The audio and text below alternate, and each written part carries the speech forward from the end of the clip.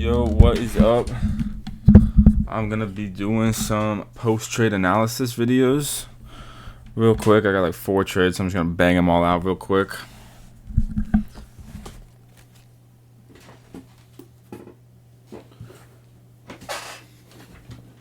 So I just had to get situated.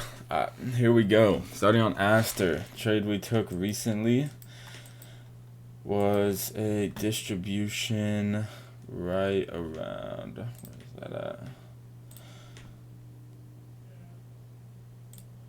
Right around here. This was a loss.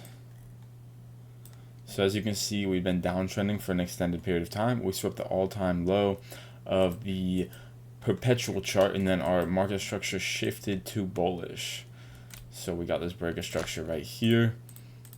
Honestly, looking at this kind of just like raw, you can kind of see how this is potentially an accumulation. That's not actually my first time really noticing this,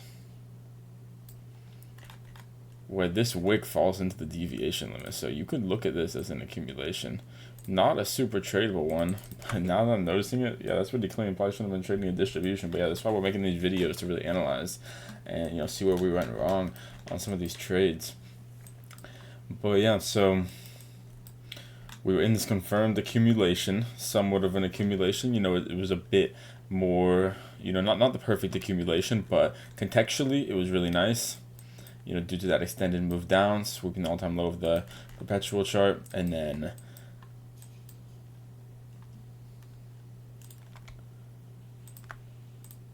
you can see we also didn't exceed the high of this sell-off, which makes the accumulation a little bit worse already, just due to that, but we did mitigate the supply.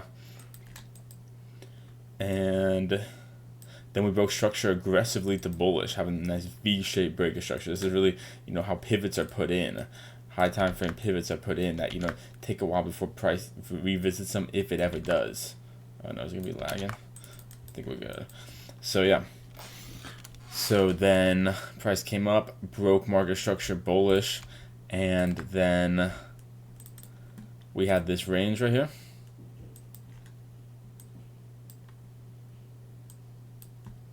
Where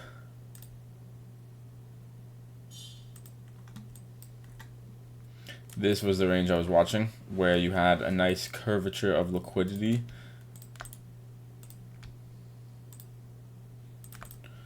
going up, and you can see the nice distributive price action in your tap 2.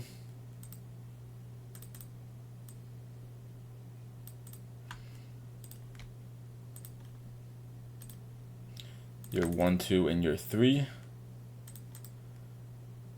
Nice volume area, in POC, volume area high in POC, located in that upper section of the range where you can deviate them, get that acceptance back in. And yeah, so we could label this context technically semi-pro because we have the extended move from the upside, but you never really want to be trading a distribution on that first pull of an aggressive uptrend that just broke your structure bullish. So that's definitely something for me to note down, is that trying to trade that distribution, also just being in the confirmed accumulation. I didn't even notice this at the time, so that's a really good note for me, just to point that out to myself, that be aware of that higher time frame context. Even if it's not the prettiest, you still gotta be aware of it, because if you're trading distribution within that context and the accumulation is intended to play out, it makes a distribution a lot lower probability. Here, let's make this look nice. Make this red. So you can see how in this accumulation, another nice thing about it is you came up leaving all this buy side liquidity, this sell side liquidity here, my fault, and then you aggressively push down, sweeping all of that when you put in your first deviation, and then you have the acceptance back up. You spent some time, back in that original range value before getting that super aggressive deviation, and that was on Bitcoin's fast move down that it had. So this was a range, honestly, we got kind of cooked here because this was a range we were monitoring for an accumulation previously with this range starting point. Deviation 1, and then your third tap being right here, deviating that tap 1 with TCT and TCT there, where we ended up getting, Sorry. Making some mistakes, man. It was EHP actually, where this was your third tap, and then this was where I actually longed it here on this TCT and TCT right before getting that aggressive push down. So it's kind of like the Model 2 failed, the EHP Model 2 failed, and it went into a Model 1.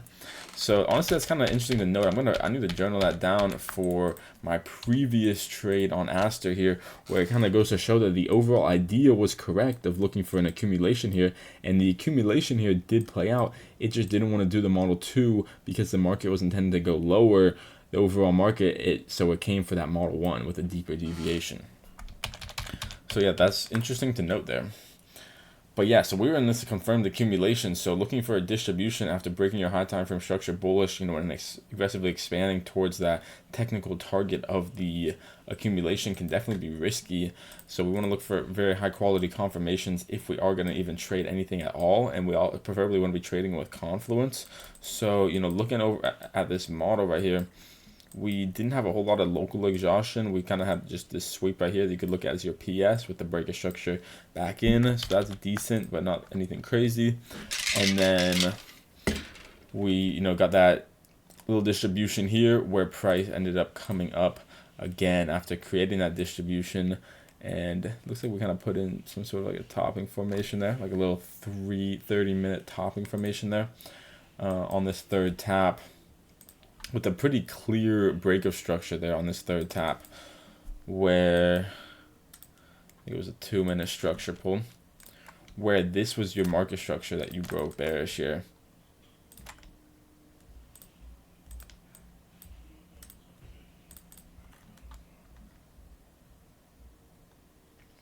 Where we swept the extreme liquidity, no room for error there because that was the most extreme liquidity possible. And you kind of had a nicer move up locally here, just with, just kind of pushing up with all this liquidity below. Not a whole lot of exhaustion actually, but you can kind of just see the structured moves. Better to draw it actually from this low right here, just from that, on that most immediate retracement up. You can see just the clear structured move up. So it makes sense to get some sort of reversal, even if it's just a partial reversal. And then we break our structure bearish. We came into some demand. This was on that Asia session. We pushed up for the first hour and 18 minutes of the Asia session, and then we got the confirmation. So that's looking nice. Everything with the model so far is looking pretty solid, other than this trap zone that we had below. But you get the aggressive close inside of the trap zone, and then you push up, and then you reverse it. So then on a close like this is where you could look for your entry. Showing that the purpose of this wasn't to have a sustained reversal. It was to just immediately reject back down and then close even deeper in the POI. And then from there, as you can see, price did end up taking me out. We kind of got like a little distribution here where price came down and swept this local low. I know it didn't sweep that low. I think I eventually swept that low because I remember this. Unless I'm just mistaken. Let's see. Unless we popped up here. I know. We did not sweep the low. I was mistaken. We came into... Oh, no, this is what it was. This trade I took a while ago. This was on the 10th of February, so like 9 days ago. So I'm remembering all these little details.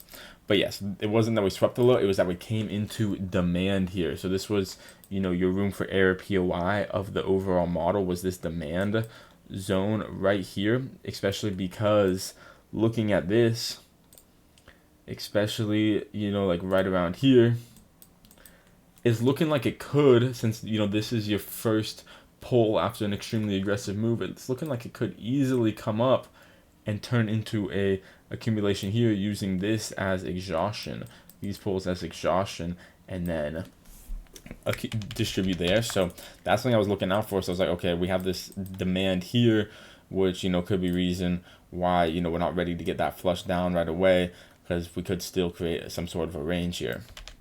And as we came down, we tapped into that demand, and I think simultaneously tapping into that demand is when, and we need to do the context on Bitcoin as well, is when Bitcoin was sweeping its range low, hitting the technical target of the distribution. So yeah, let me get into the context on Bitcoin now, since we went over the context on Aster, and then I could dive into the model. But really, for these videos, now I'm thinking about it, it makes more sense for me to dive into the confluence before the model. So go over the context on the individual chart, go over the confluence on the major, and then dive into the individual, characteristics of that model itself. So on Bitcoin here, on the higher time frame, we were downtrending aggressively. You can see locally aggressive move down, but we did just sweep the technical target of the macro accumulation here. So, this is just some TA from some back testing or something that I was doing. But yeah, so we swept the technical target of the model, and then we tapped into a significant POI located down here. Came into that lower section of this POI. Looks like there's a little order block there. I won't go in the lower time frame for time's sake. But yeah, so when we tapped into that POI, we can expect, some type of, an extended move away, some type of a range. What we did was we got this distribution here locally. And, so we were trading Aster within a confirmed distribution on Bitcoin. So if I pull up Aster here and I go to the exact moment of entry,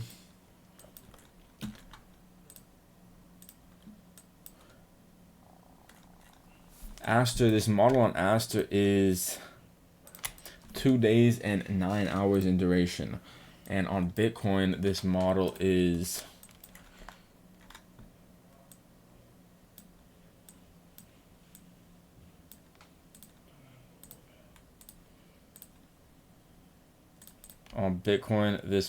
currently 4 days and 4 hours in duration, developing. So they're similar size. Bitcoin's about double the size of it. The model itself on Bitcoin prior to any of this was 2 days and 4 hours also. So locally, on the similar time frame, Bitcoin was in a confirmed distribution. So on that mid time frame, the similar time frame with the overall Aster trade, we are in a pro context because we have a confirmed order flow objective to come down here. Although locally, Bitcoin was locally showing some signs of accumulative price behavior.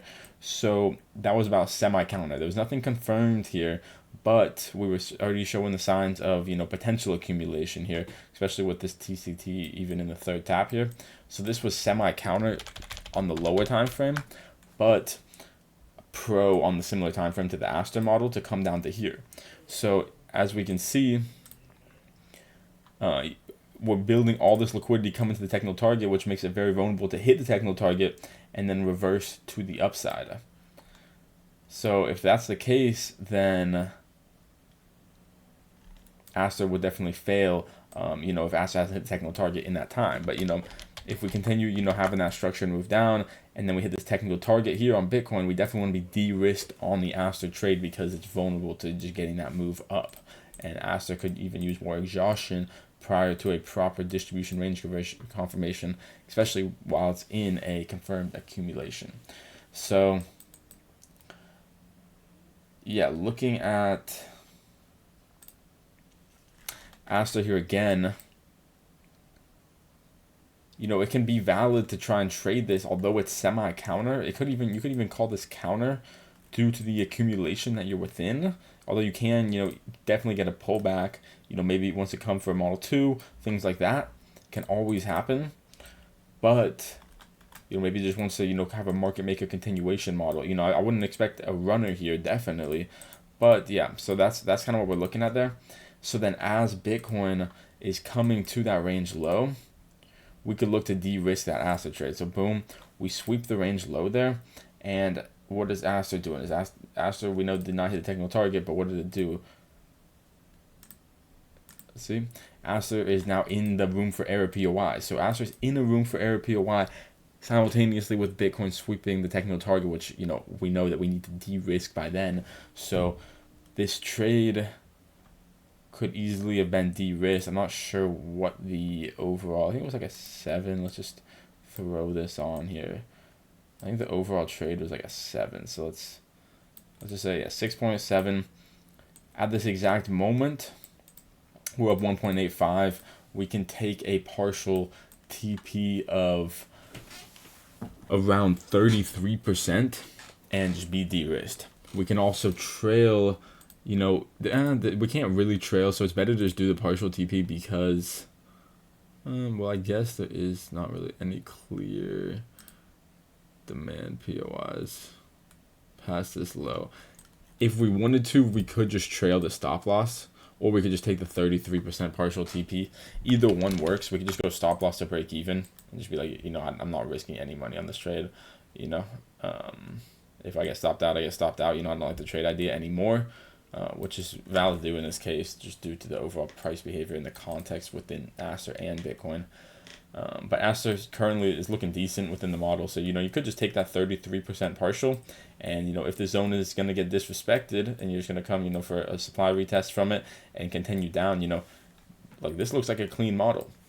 But, yeah, we definitely want to be de-risked right there. Unfortunately, I couldn't de-risk, so I ended up just taking the L due to the fact that this move up stopped me out by spread. So I was already out of the trade here. But, you know, just for journaling purposes, you could have easily, clearly, you know, just following your edges criteria, trade management criteria, you should definitely de-risk there. So we can also double check this volume area, see what we're looking like when we come into it.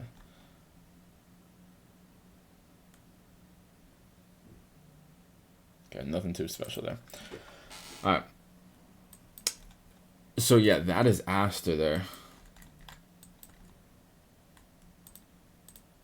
That is ASTER there. Moving on, next trade we had was Bitcoin. Damn, how long am I into this? 16 minutes. I'm gonna stop it and just make a second video, just since like 60 minutes already kind of long.